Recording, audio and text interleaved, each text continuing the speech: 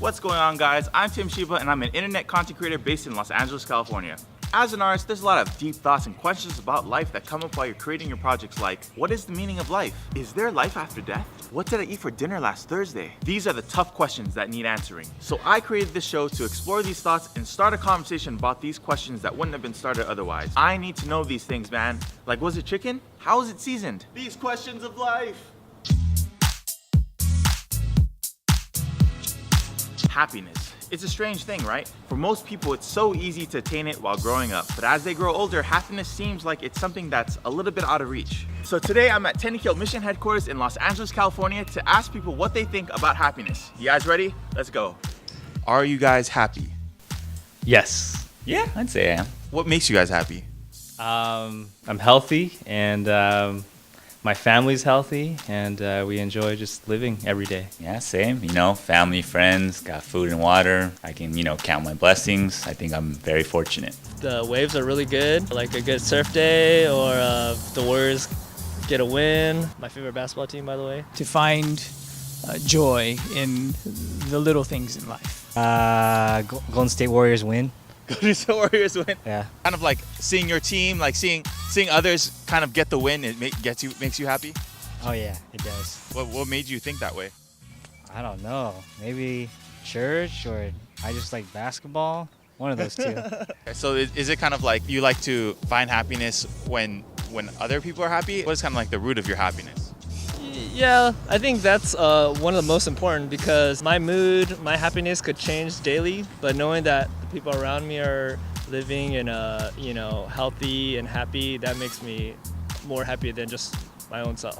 While being in the city or in the suburbs or in a metropolis, everything that's necessary for you to be able to live in, or even transportation, has advanced so far that we really don't have to make it ourselves.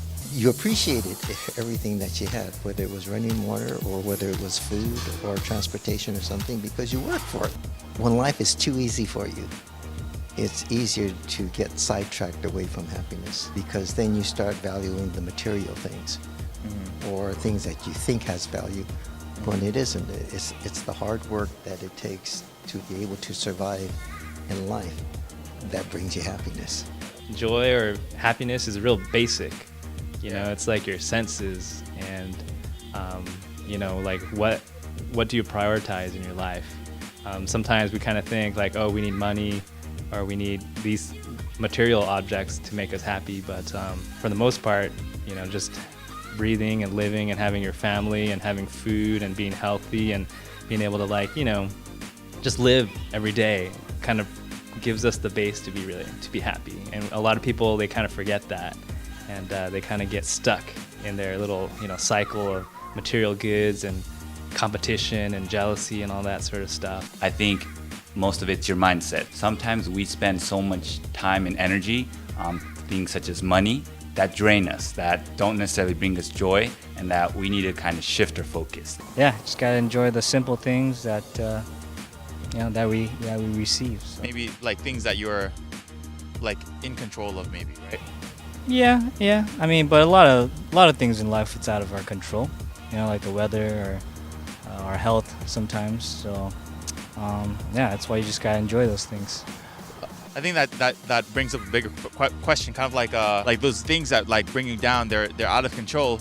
So maybe you just gotta appreciate the things that you get that are like nice, that are out of control, right? Yeah, pretty much. If you have a big jar to fill it with the big things first. Small things can fit in between, but if you fill it with small things first, nothing big can fit. The big things that really mean something, like your health, make sure that the big things keep your life full already. Seeing that it is a nice day, seeing that you don't need anything to make you happy. You just appreciate being alive and breathing and seeing a nice day. Oh, so those are the big things in life, like being happy that you have like good health and all that kind of stuff. Those are the big things that make like people happy, whereas the small things are kind of like buying a new iPhone or something. Those can come and go and stuff, right? Yes. I think I have the most kind of joy or the most happiness when I'm with people, like either playing sports or just having fun in general.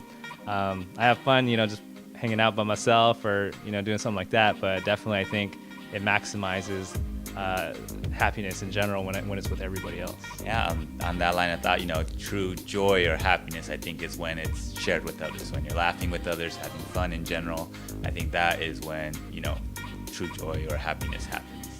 I think it's the same for everybody. We all want to be happy, right? But how some people go through the process of, finding gratification in, some things that aren't good for you. Some people think it's alcohol or drugs or other things that bring you immediate gratification, but in the long term, or even in the immediate term, can be, really dangerous. Yeah. So if you think about what can I do right now in terms of my mindset to positively think about the world around me. Yeah. That would be to look at the brighter things in life, right? Yeah, absolutely. I mean, not to ignore the bad things, but knowing there are bad things happening around you, but also knowing that I don't necessarily believe I have to attach myself to those bad things. Yeah. Do you feel happy? Yeah, after I had that car accident 4 years ago, I have a different perspective. Could you give the people context of the car accident? Oh yeah, it was. We were actually T-boned by a bus. Oh. To make it simple, and from that situation, we were fortunate, and we had a lot of blessings that we weren't aware of. But the hospital that we were taken to had a trauma center, so the doctors were very much able to handle all the situations or all the things that were wrong with us. Oh. Yeah, because unfortunately, depending on if they don't have a trauma center in the hospital, and then you're in a bad accident, they can make wrong choices. Yeah, because they don't know what they're doing. They're doing right. Yeah. It was amazing. The doctors were looking at us, who was diagnosing us, who was doing the surgeries and everything else, and when they did it, how soon they were able to do it, and how soon they decided to do it, and then it was just amazing as to how God provided all the right doctors in diagnosing the right thing that was wrong, and then to actually go over there and hurry and have surgery where surgery was needed without waiting. When things go wrong, but they go wrong in an orderly manner, and you get the right answers at the right time to get out of that, that's when you stop and you think, wow, I couldn't have done this myself.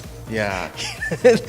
Just the mental attitude of how you look at life and who you know is really in control of your life.